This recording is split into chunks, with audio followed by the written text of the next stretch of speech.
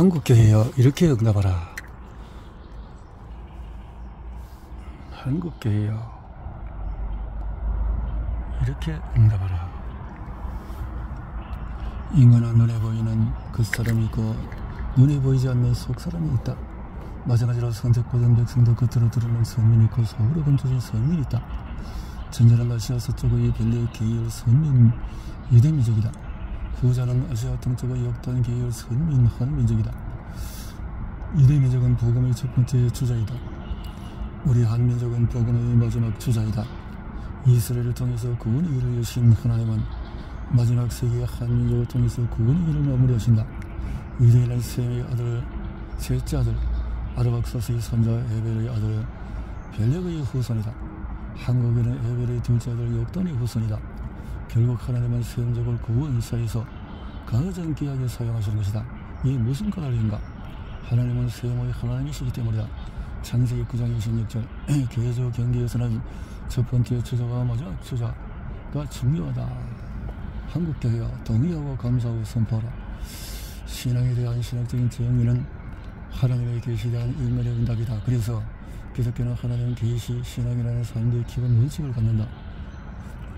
도피에서와 같이 하나님이 당신의 계획을 계시하고 그 계시를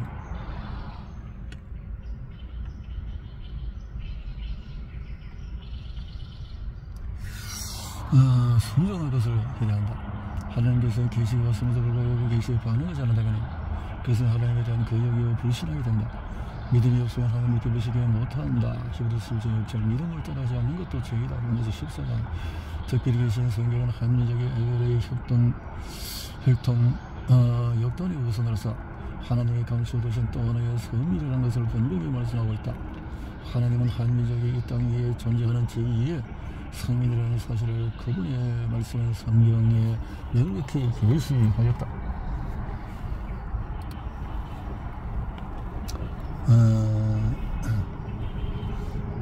멜기세덱이라는 이름은 문자적으로 의의 왕이라는 뜻이다. 멜기세덱은 일찍이 등장했던 압제의 왕들 창세기 10장과는 달리 의의 왕이었다. 멜기세덱의 두 번째 명칭은 평강의 왕이다. 이는 멜기세덱이 존재했던 도시 또는 지역의 이름에서 유래한다. 그 도시는 궁극적으로 평강의 도시 또는 기초라는 의미의 지내는 수미로 우르살라마에서 유래한 예루살렘으로 명칭으로 불렸다. 그가 통치한 장소는 평강의 복을 받았다. 멜기세덱과 관련하여 주목할 만한 사실은 그가 믿음이 있는 경건한 왕이었으며 다스리는 지역에 평강을 가져왔다는 사실이다. 그래서 멜기세덱은 구원의 역사에 있어서 앞으로 오실 메시아와 구원자에 대한 선고자로 간주될 수 있었다. 아주 위대한 인물인 것이다. 예전에 멜기세덱은 역사적으로 실존한 사람으로서 아브라함 당시의 예루살렘의 왕이었다. 그는 우리 교회의 조상 당부처럼 왕이며 제사장이었다. 멜기세덱은 메소포타미아 연합군을 접어서고 돌아온 아브라함을 만나 그를 축복했다. 아브라함은 멜기세덱에게 11조를 드렸다. 아브라함이 가공의 인물을 만나 가공의 인물에게 11조를 드린 것이 아니다. 아브라함의 실제 인물을 만나 실제 인물에게 11조를 드린 것이다. 히브리서 기자는 멜기세덱이 실제의 인물이었다는 것을 분명히 했다. 히브리서 7장 2절에 멜기세덱은 살렘왕이요 지극히 높으신 하나님의 제사장이라. 예수를 메시아로 믿는 유대인들 곧 메시아닉 증언한 예수님의 유대인이라는 사실에 자부심을 가져도 좋다. 그러나 예수는 이방인 멜기세덱의 수요를 떠난 제사장이라는 사실을 유념하고 이방인들 앞에서 겸손하라. 역사적인 인물 멜기세덱은 유대인이 아니라 이방인이었다. 더욱이 그는 기록으로 나와있는 최초의 제사장이다. 아브라함 이전에 동시대의 유일한 하나님을 섬긴 이방인, 여기서 독자는 의문을 갖게 된다. 어떻게 멜기세덱이 아브라함 당시 하나님의 제사장이 될 수 있었는가? 하나님께서 아브라함 계열 외에 다른 인물들도 하나님을 섬기는 사람들로 받으셨는가? 그렇다. 고대의 하나님을 섬긴 사람은 유대민족의 조상인 아브라함과 그의 자손들 뿐이었다는 선입견이야말로 속히 깨어져야 할 그릇된 고정관념이다. 아브라함은 우상 숭배자 데라의 아들로 그도 애초에는 더신론자로서 우상을 섬기는 인물이었다. 그런데 그가 하나님의 부름을 받아서 아비집을 떠나 가나안 땅에 들어가서 제단을 쌓으며 유익을 섬기게 된 것이다. 그러나 아브라함보다도 먼저 이르신 하나님을 알고 섬기던 믿음의 사람들이 이방인들 중에 존재했다는 사실을 분명히 확인할 수 있다. 그 증거는 하나님의 말씀에 성경에도 있고 소원 천사와 같은 한 민족의 거대 문화 속에도 있다.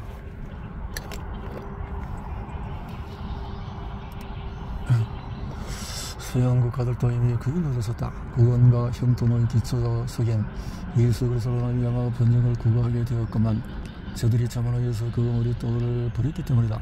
그러므로 마지막 때에는 국제사회의 지도력이 복음의 제사장 나라인 동방의 코리아로 반드시 옮겨질 것이다. 이 땅 위에 존재하는 또 하나의 선민 한민족이 태평양 시대의 중심이 될 것이다. 지중해는 과거의 바다, 대서양은 현재의 바다, 태평양은 미래의 바다. 이미 코리아의 세계적인 부상으로 인해서 태평양 시대의 문이 열리기 시작했다. 21세기가 태평양 시대인 것은 필연적이다. 마지막 저자로 쓰실 제2의 성민이 극동의 한반도에 존재하고 있기 때문이다. 새로운 태평양 시대의 주역은 한국이 될 것이다. 그러나 영성배 국과 중국은 올라갈 것이다. 전 세계는 성천하던 영의 초락에서 깊은 구덩이에 처박힌 것을 볼 것이다. 이런 수천 년 동안의 영의 제국의 무수히 이웃 나라들의 멸시, 핍박, 학살해 왔기 때문이다. 그들이 손에 피가 묻어있다. 따라서 중국은 태평양의 새 시대에 설 자리가 없게 될 것이다. 일본도 앞으로 한국의 도움 없이는 국민 생활의 안전과 번영을 도모하기 어렵게 될 것이다. 한국을 향해서 자발적으로 합방을 요구하고 간청하는 날이 올 수도 있다. 과거 일본인들의 칼에 무수히 적용을 받는 조선인들, 특히 호소하기 때문이다. 킹 제임스의 다음과 같이 말합니다. 네 아우의 호소한다. 창세기 4장 10절에 네가 무엇을 했냐 하는 것을 이에 그분께서 말씀하셨다. 내가 무슨 일을 행하였느냐. 내 동생의 피 소리가 땅에서부터 내게 부르짖고 있다.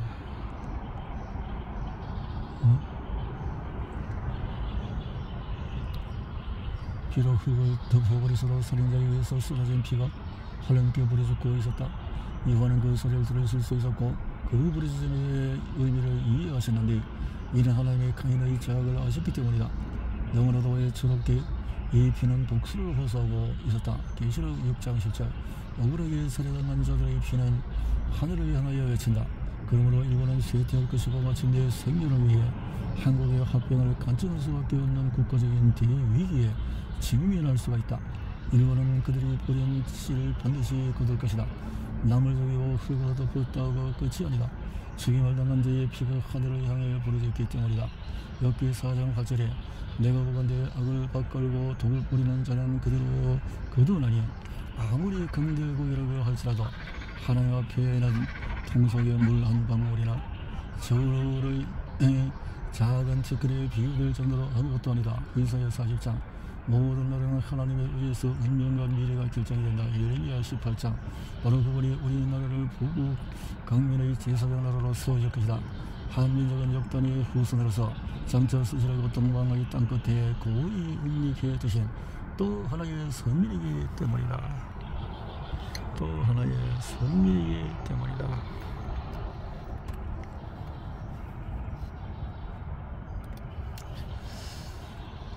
그런데 멜기세덱은 그의 시대로부터 2000년 후에 오실 예수 그리스도의 절묘한 초상이며 예표이다. 히브리서 5장 8절에 그가 아들이시면서도 받으신 고난으로 순종함을 배워서 온전하게 되셨은 자 자기의 순종하는 모든 자에게 영원한 구원의 권한이 되시고 하나님께 멜기세덱의 반차를 따른 대제사장이라고 칭하심을 받으셨느니라. 시편 110편 4절에 여호와는 맹세하고 변하지 아니하시리라. 이르기를 너는 멜기세덱의 세율을 따라 영원한 제사장이라 하셨도다. 멜기세덱은 장차 성령의 감동을 받은 성경 기자들에 의해 예수님의 모형과 예표로서 기록될 위대한 사람이었다. 시편 119편 히브리서 7장 이러한 이유로 성령께서는 못으로 해온 그의 시작과 끝 출생과 족보를 가리고 기록하지 않게 하셨던 것이다. 멜기세덱이 창세기의 신비한 인물로 등장하고 있는 까닭이 바로 여기에 있다. 역사적인 신전 인물 멜기세덱은 당대의 보기 드문 경건한 인물이었다. 칼뱅은 이렇게 말했다. 많은 미신과 온갖 부패로 가득 찬 나라에서 하나님을 순전하게 예배하는 사람을 찾는다는 것은 분명 흔한 일이 아니었다. 한편으로 소돔과 고모라가 가까이 있었고 다른 편으로는 가난한 사람들이 가까이 있는 등 그는 온통 경건치 않은 자들이 주변에 있었다는 건데, 칼빈 먼저 성경 주석 창세기에서 이처럼 칼빈도 멜기세덱을 역사적으로 실제였던 경건한 사람으로 이해했다. 신화용 아므라벨 창세기 14장, 소돔 베라 창세기 14장가 아브라함 당시의 역사적인 인물이었던 것처럼 멜기세덱도 그들과 동시대의 살렘 왕이었던 실제 인물이다. 주석가 뱅글도 다음을 같이 썼다. 그는 분명히 당시 한 왕이었고 제사장이었고 정말 존재하는 인간이었다. 바른 해석이다. 멜기세덱은 아브라함이 가나안 땅에 정착하기 전에 예루살렘에서 있었던 왕이자 제사장이었다. 그의 여자 글리선 아처박사도 그의 저서 성경 난제백과 사전에서 멜기세덱의 역사의 실전 인물이었음을 다음같이 설명했다. 성경 자체의 자료들은 아브라함 시대의 예루살렘의 한 왕으로서 이 사람의 역사성을 명백하게 보여준다. 히브리서 7장 3절의 멜기세덱에 대한 묘사들, 아버지도 없고 어머니도 없고 족보도 없고 멜기세덱에는 부모나 조상이 없다는 말을 의미하고자 한 것일 수 없다. 이것은 그가 아비를 가지지 않았다는 말이 아니다. 왜냐하면 멜기세덱은 예수 그리스도의 모형인데 예수님에게는 이 세 가지 형용사정의 어느 것도 글자 그대로 해당되지 않기 때문이다. 멜기세덱의 원형인 nazar인 예수도 성령을 그의 아버지로 가지고 있다. 그의 어머니인 마리아도 성령에 분명히 언급되어 있다. 또한 그는 태어난 적이 없던 말이 아니다. 왜냐하면 예수께서도 그의 인생에 있어서는 성탄절에 태어났기 때문이다. 그러므로 도리어 이 구절을 단순히 창세기 14장의 그런 항목이 정보들이 기록상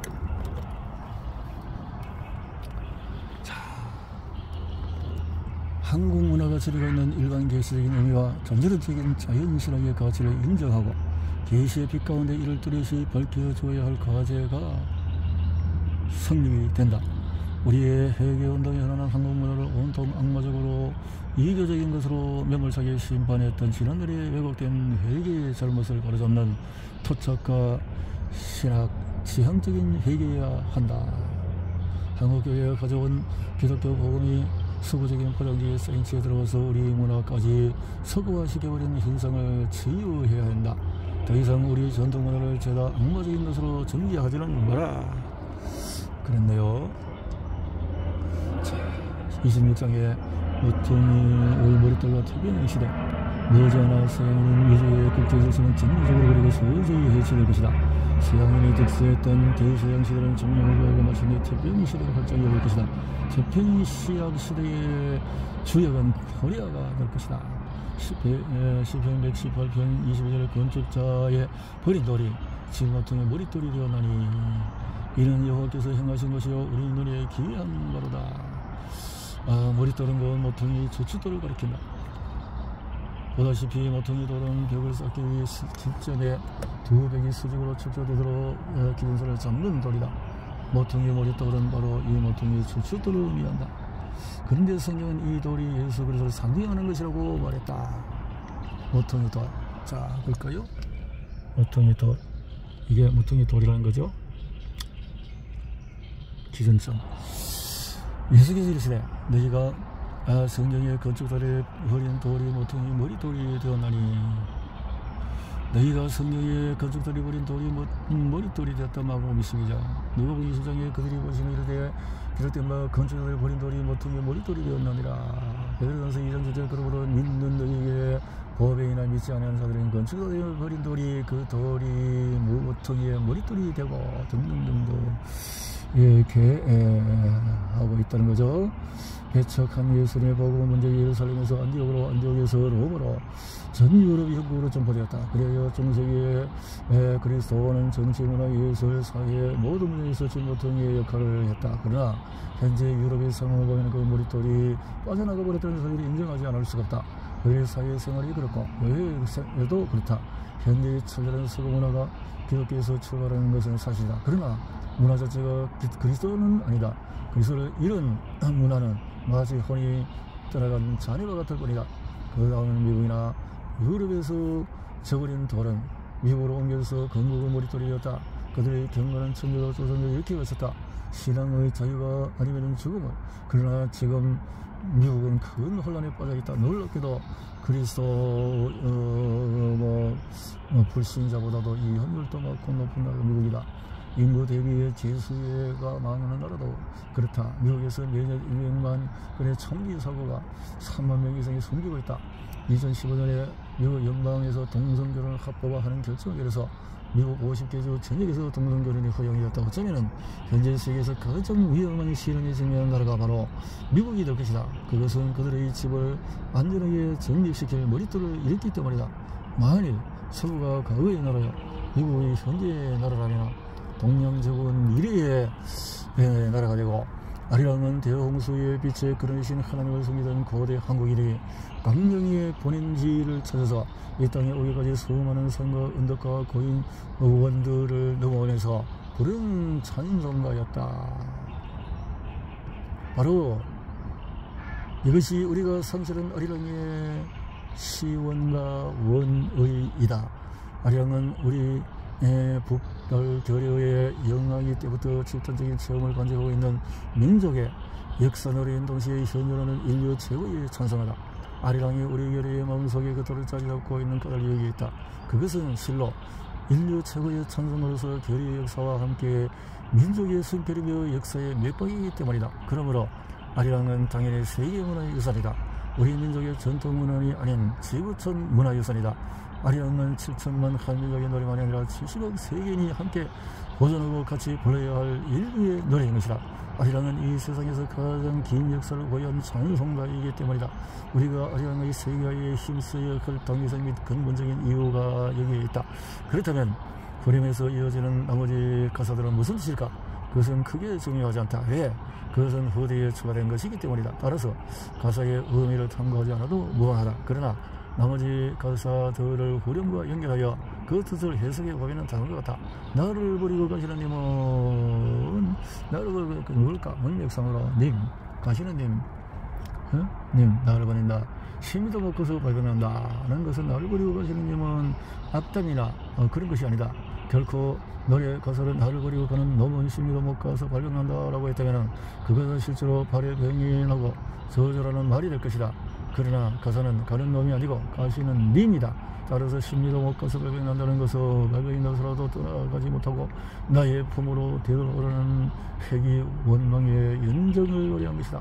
하나님을 떠난 자들을 향해서 다시 순수한 하나님 신앙으로 되돌아올 것을 사랑으로 촉구하는 것이다. 이렇게 결의 노래에 아리랑이라는 하나님을 위한 열정과 이런 자를 위한 연민이 함께 배어 있다. 경천 애인의 얼이 담겨있는 것이다. 성경에 보면 경천 애인은 늘보가 선지자의 강령이다. 마태복음 22장 37절.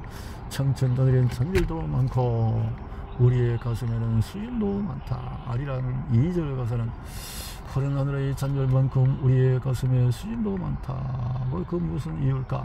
너를 버리고 가시는 님은 님 때문이다. 저 하나님을 떠난 자들이 제천민족인 우리 조상들이 마음에 커다란 근심거리가 되었던 것이다. 따라서 그것은 세상 근심과는 차원이 다른 근심에 대한 표현이다 라는 거죠.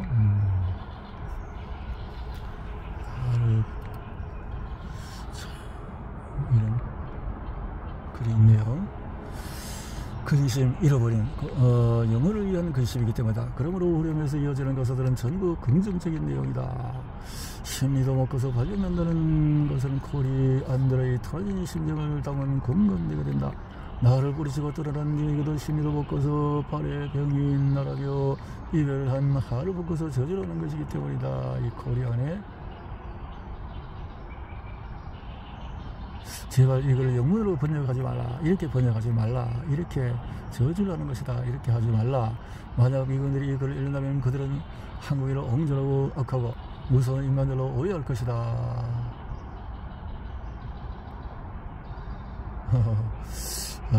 그렇구나. 1절에 심의도 먹고서 발병난다는 가사는 앞서 설명했듯이 타인을 저주하는 말이 아니다. 만약에 저주를 했다면 나를 버리고 가시는 님이 아니라 가는 놈이라고 해야 한다.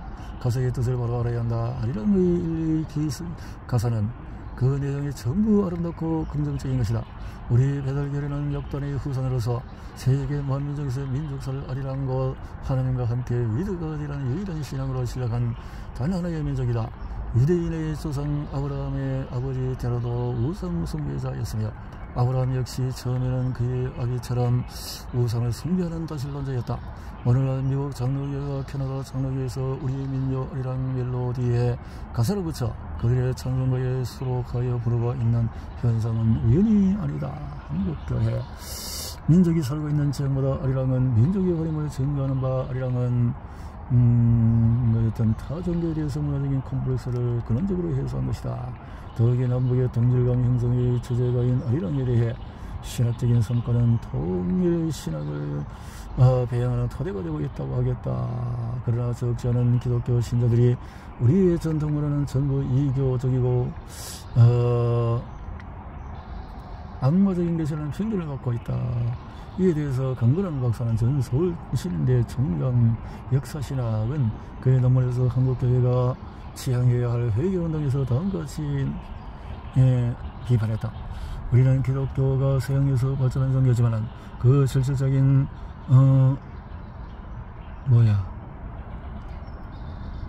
서양 문화적인 형식과 동일시할 수 없음에도 이를 절대함으로써 선교가 일종의 문화 제국주의로 전락해버린 것을 비판할 수밖에 없다.